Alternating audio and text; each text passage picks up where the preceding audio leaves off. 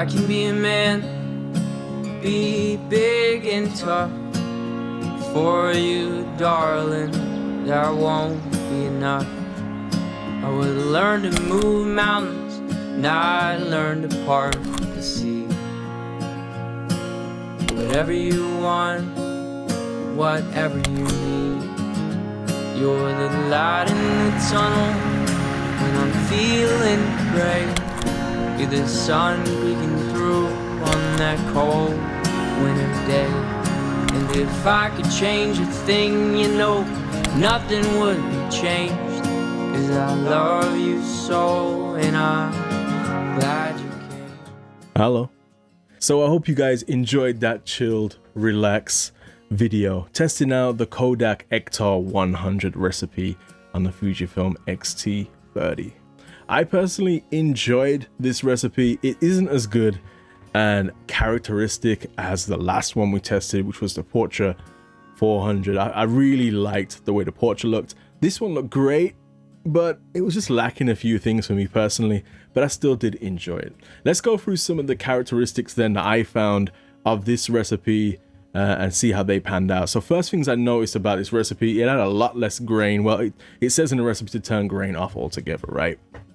For me personally, I think that's a big mistake when it comes to this Ektar 100.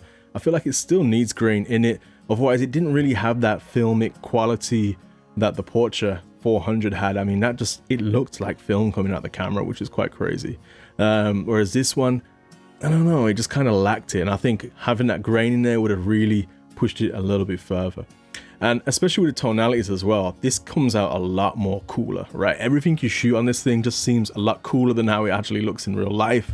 But then when you get some harsh lighting, what would normally class as harsh lighting, the recipe seems to look better.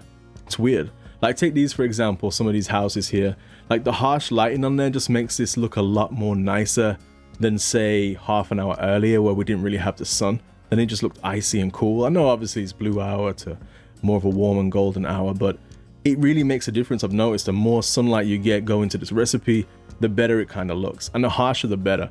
So I think this one would actually be pretty dope for say portraits under harsh lighting. You know, when you're trying to cast harsh light here and shadows and stuff like that. I think it might work out well for that because it doesn't really push any colors drastically. It has cool tones to it, but the reds are still rich. So it's cool, but rich, but not warm. But it can be warm on the direct.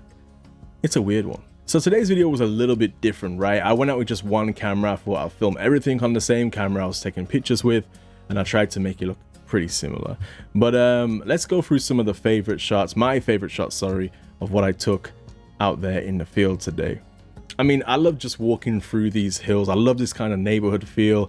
Kind of, I don't know what it is, this neighborhood, just being on the hill the way it is, it gives me that kind of Steven Spielberg kind of feel. You guys might think differently, but I feel like it's got like I don't know, it's got an old 80s sci-fi feel to it. You know, I can just imagine some kids on BMXs rolling around there, but I really liked it. And here's a few of my favorite shots. I'll just throw it up on the screen now. And surprisingly, they're just normal shots of houses. This whole suburbia kind of photography, secretly inside, I really like it, and I feel like I want to explore it more. So I'm gonna keep heading out there and doing this. But I like it. Just these shots here, this one here particularly. I know it looks quite harsh and drastic, but I like that. I like the fact that the sun's just beaming down on this house and just bringing out the colors in the bricks and stuff like that. It's pretty nice. And there's a few like this. I like this kind of three-quarters angle on the buildings. It looks pretty nice. And there's this bungalow here where like literally every angle you took of it just seemed to look nice. So those are my few favorite shots, but my favorite actual shots of the whole day is right at the end of the day. Well, I'll say the end of the shoot, because the battery was running low. And there was this guy just fixing his truck out there. And I thought, wow, this might be a cool shot. So I took a few shots and I was like, I like this. Took a few different angles, and I don't know what it was.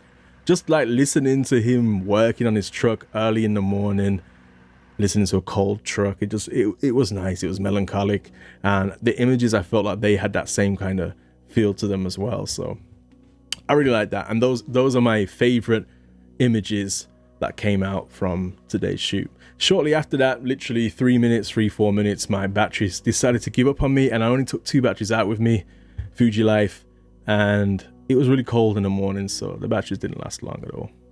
So what is my rating of this Fujifilm recipe, you may ask?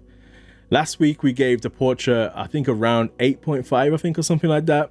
And I believe that to be very high in my rating system. So for the Kodak Ektar 100 recipe, the one I'm trying out today, I'm going to give this one a 6.5 out of 10. Reason being, I feel like it doesn't really stay true to what I imagine Kodak Ektar to actually look like. When I look through images of Kodak Ektar, I'm not seeing the same kind of coloration and feels as what I got from this recipe. So I'm going to keep looking for another Ektar recipe and hopefully we'll land on the spot. I don't know what it is with this. I don't know if it's the lack of grain or the shadows didn't have enough greens to them. I don't know what it is. It's just something about this recipe that wasn't actually that great. So I'll keep looking for another Ektar recipe. But I hope you guys enjoyed the video. And if you did, you know, do the usual things. Leave a thumbs up. Leave a comment. Please leave a comment. Please, please, please leave a comment on what recipe I should, because I'm literally in the dark here. I realize there's a lot of Fujifilm recipes out there. And just knowing where to go next will be a good help. So if there's any recipe you guys think, hold on, give this one a try, see what this looks like, let me know. Next time I'm going to go out with the Fuji X-H1, give that a shot. So it's an older trans sensor, but you can still do the recipes and stuff on them as well.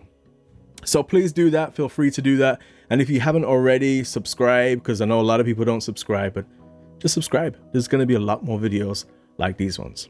So hope you enjoyed it. And I will catch you in whichever one happens to come next. Peace and love.